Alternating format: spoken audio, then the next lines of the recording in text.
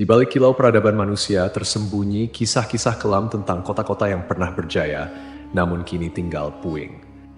5 nama terukir dalam sejarah bukan karena kejayaannya, melainkan karena kehancurannya yang spektakuler. Kota-kota ini, yang konon dikutuk oleh Sang Pencipta, menjadi pengingat abadi akan batas antara kehendak manusia dan murka ilahi. Dari debu dan abu, kisah mereka berbisik, memperingatkan generasi mendatang tentang harga yang harus dibayar atas pembangkangan dan dosa. Mari kita telusuri jejak kota terkutuk ini, yang nasibnya telah diputuskan oleh tangan Tuhan sendiri. 1. Pompei. Pompei adalah sebuah kota kuno yang terletak di wilayah Campania, Italia. Kota ini memiliki sejarah panjang yang dimulai jauh sebelum kehancurannya secara tragis pada tahun 79 Masehi. Pompei telah berdiri sejak abad ke-7 sebelum Masehi oleh suku Ossi. Awalnya, Pompei merupakan sebuah pemukiman kecil yang kemudian berkembang menjadi kota pelabuhan penting di wilayah Napoli. Pompei pun berkembang menjadi kota yang besar pada masanya. Kota ini juga dikenal yang jauh lebih subur daripada tempat lain, karena Pompei terletak di kaki Gunung Vesuvius, sebuah gunung berapi purba yang merupakan satu-satunya gunung berapi aktif di Eropa. Para petani di kota ini banyak yang menanam anggur dan zaitun. Kesuburan tanah ini merupakan salah satu faktor utama yang mendorong pertumbuhan dan kemakmuran Pompei selama berabad-abad. Meskipun Gunung Vesuvius telah lama menjadi bagian dari lanskap kota Pompei, penduduk kota tampaknya tidak menyadari bahaya yang kelak akan ditimbulkannya. Gunung Vesuvius diketahui telah tidak aktif selama berabad-abad, dan pengetahuan vulkanologi pada masa itu masih sangat terbatas. Kota Pompei merupakan bagian dari wilayah kekuasaan Romawi kuno. Banyak dari masyarakatnya merupakan keturunan Romawi, dan di seluruh wilayah Kekaisaran Romawi kuno, praktik prostitusi memang dilegalkan. Namun Pompei menawarkan sesuatu yang lebih. Diperkirakan ada 35 rumah bordil yang tersebar di kota ini, jumlah yang tergolong banyak mengingat Pompei hanya seluas 12 km² dengan populasi sekitar 11.000 orang. Untuk menuju rumah bordil, jalanan di Pompei diberi petunjuk arah berupa pahatan falus alat kelamin laki-laki, sebuah tanda untuk membantu orang asing yang mungkin mabuk berat atau tidak bisa berbicara bahasa lokal. Praktik prostitusi biasanya dilakukan oleh para budak yang memasang tarif sangat murah. Bahkan tarif di Pompei jauh lebih murah daripada di wilayah Kekaisaran Romawi lainnya. Dengan membayar setara harga seperempat gelas anggur, setiap laki-laki yang datang ke Pompei sudah bisa memesan pelacur. Pada salah satu dinding aula, ditemukan tulisan yang artinya, "Jika Anda mencari pelukan manis di kota ini, semua gadis di sini tersedia." Hubungan seksual yang diwajarkan tidak hanya terjadi antara laki-laki dan perempuan saja. Penemuan grafiti menunjukkan bahwa homoseksual dan pemerkosaan anak juga menjadi hal yang biasa di Pompei. Temuan inilah yang membuat Pompei dijuluki sebagai kota maksiat, terlepas dari arsitekturnya yang megah dan keberagaman karya seninya. Akhirnya, setelah kegiatan maksiat di kota ini semakin parah dan menjadi pemandangan yang lumrah, pada tanggal 24 Agustus 79 Masehi, sekitar tengah hari, terjadilah letusan mahadahsyat dari Gunung Vesuvius. Gunung ini mengeluarkan kolom erupsi yang luas dan tinggi hingga mencapai ketinggian 33 km. Abu vulkanik dan batu apung mulai berjatuhan di Pompei dan di daerah sekitarnya. Tebalnya erupsi menyebabkan kegelapan di siang hari dan membuat orang-orang kesulitan untuk bernapas, sehingga penduduk Pompei banyak yang tidak sanggup melarikan diri. Kemudian pada malam hari, letusan mencapai puncaknya. Serangkaian awan panas yang mematikan mulai menyapu kota dengan kecepatan tinggi dan membunuh siapapun di kota tersebut. Meskipun sulit untuk memastikan jumlah korban jiwa yang tepat, diperkirakan ada sekitar 2.000 orang yang tewas di kota Pompei, meskipun banyak juga yang berhasil melarikan diri pada tahap awal erupsi. Namun, mereka yang tak tinggal atau terlambat melarikan diri menghadapi nasib yang sangat mengerikan. Kota maksiat ini hancur lebur bersama 500 tahun. Setelah sekian lama, Pompei ditemukan kembali pada abad ke-18 dan penggalian yang dilakukan mengungkapkan banyak artefak serta mumi-mumi yang terkubur di bawah abu vulkanik. Pompei kini menjadi simbol peringatan akan bahaya dari keangkuhan dan dosa manusia.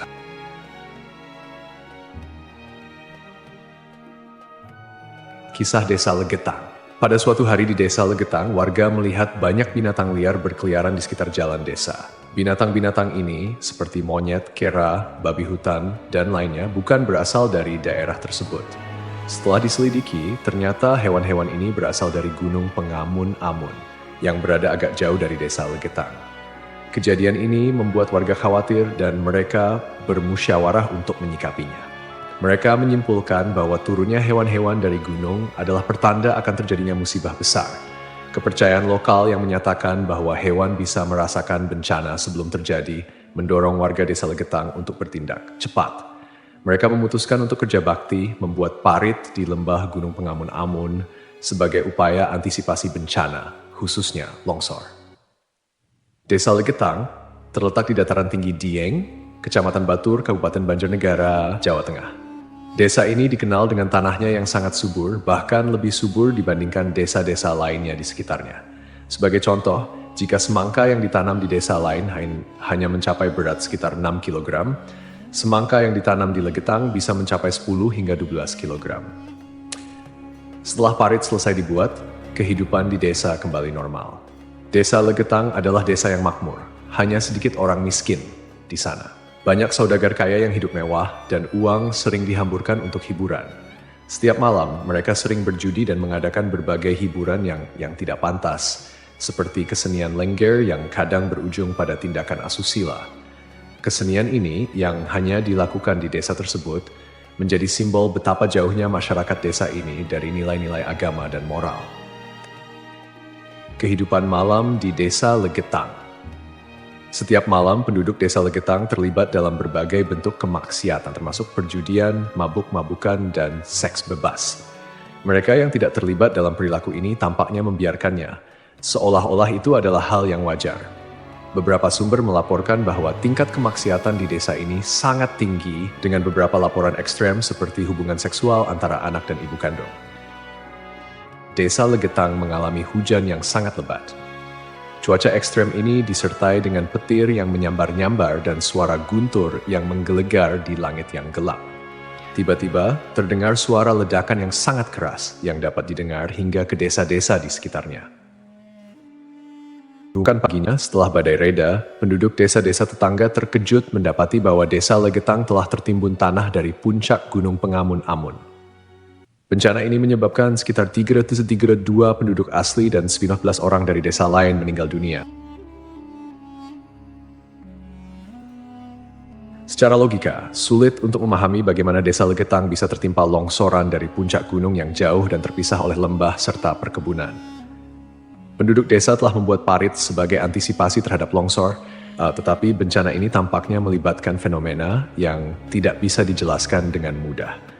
Ada yang berpendapat bahwa kejadian ini adalah azab dari Allah karena tidak dapat dipahami secara rasional. Ashabul Ras. Ashabul Ras adalah sebuah kaum yang hidup pada zaman dahulu. Kisah mereka disebutkan dalam Al-Quran sebagai salah satu kaum yang mendapat azab dari Allah Subhanahu wa Ta'ala. Nama Ashabul Ras secara harfiah berarti penghuni sumur atau pemilik sumur. Mereka tinggal di sebuah wilayah yang kini diperkirakan berada di antara Yamamah dan Hadramaut di Jazirah Arab. Kehidupan Ashabul Ras sangat bergantung pada sebuah sumur besar yang menjadi sumber air utama. Tidak hanya menjadi pusat kehidupan, tetapi juga menjadi simbol kemakmuran dan identitas kaum tersebut. Mereka membangun peradaban yang cukup maju di sekitar sumur ini dengan pertanian dan peternakan sebagai mata pencaharian utama. Namun, meskipun telah diberi nikmat berupa sumber air yang melimpah, Ashabul Ras justru menyalahgunakan anugerah tersebut. Mereka mengembangkan sistem kepercayaan yang menyimpang dan menyembah pohon cemara besar yang tumbuh di dekat sumur mereka. Pohon ini dianggap suci dan dijadikan objek penyembahan, menggantikan Allah Subhanahu wa Ta'ala sebagai Tuhan yang seharusnya disembah. Kemusyrikan Ashabul Ras tidak berhenti pada penyembahan pohon saja. Mereka juga mengembangkan praktik-praktik yang bertentangan dengan ajaran Tauhid, seperti membuat patung-patung yang merepresentasikan dewa-dewa mereka, kemudian melakukan ritual dan persembahan kepada pohon cemara, serta menolak ajaran-ajaran monoteisme yang dibawa oleh para nabi dan rasul. Allah Subhanahu wa Ta'ala dalam rahmatnya yang tak terbatas tidak langsung menghukum Ashabul Ras. Sebaliknya, Allah Subhanahu wa Ta'ala mengutus seorang nabi kepada mereka untuk membimbing dan mengingatkan mereka akan jalan yang benar. Nabi yang diutus ini, menurut beberapa riwayat, adalah Nabi Syuaib, meskipun ada juga yang berpendapat bahwa ia adalah nabi yang lain yang namanya tidak disebutkan dalam Al-Quran. Nabi yang diutus kepada Ashabul Ras berusaha dengan gigih untuk mengajak kaumnya kembali ke jalan yang lurus. Ia menyampaikan risalah tauhid, mengajak mereka untuk hanya menyembah Allah Subhanahu wa Ta'ala dan meninggalkan penyembahan terhadap pohon dan berhala. Nabi ini mengingatkan mereka akan nikmat-nikmat Allah Subhanahu wa Ta'ala yang telah diberikan, termasuk sumur yang menjadi berkah dalam kehidupan mereka.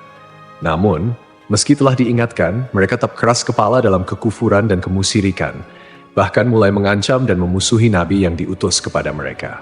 Penolakan ini berlangsung dalam waktu yang cukup lama, menunjukkan kesabaran Allah Subhanahu wa Ta'ala dalam memberi kesempatan kepada hamba-hambanya untuk bertaubat. Setelah bertahun-tahun menolak ajakan Nabi mereka dan tetap teguh dalam kekufuran, akhirnya azab Allah Subhanahu wa Ta'ala turun kepada kaum Ashabul Ras. Azab ini datang sebagai konsekuensi dari penolakan mereka yang terus-menerus terhadap ajaran tauhid dan ketekunan mereka dalam menyembah selain Allah Subhanahu wa Ta'ala. Menurut beberapa riwayat, azab yang menimpa Ashabul Ras terjadi dalam beberapa tahap. Pertama, terjadi kekeringan dan paceklik. Allah Subhanahu wa Ta'ala mulai mengurangi curahan rahmatnya dengan menahan air hujan. Akhirnya, terjadi kekeringan berkepanjangan. Tanaman-tanaman mereka mengering dan ternak mereka mulai mati kelaparan. Ini merupakan peringatan awal bagi Ashabul Ras, namun mereka tetap tidak mengindahkannya. Kemudian terjadi pencemaran sumur. Sumur yang menjadi sumber kehidupan mereka tiba-tiba tercemar. Airnya berubah warna, berbau busuk, dan tidak layak dikonsumsi. Hal ini menyebabkan krisis air yang parah di kalangan Ashabul Ras. Lalu datanglah gempa bumi. Sebuah gempa dahsyat mengguncang wilayah tempat tinggal Ashabul Ras. Gempa ini menghancurkan bangunan-bangunan dan infrastruktur yang telah mereka bangun selama bertahun-tahun. Akhirnya, mereka pun binasa, meninggalkan kisah yang menjadi peringatan bagi generasi-generasi setelahnya tentang konsekuensi dari menolak petunjuk ilahi dan hidup dalam kemusyrikan.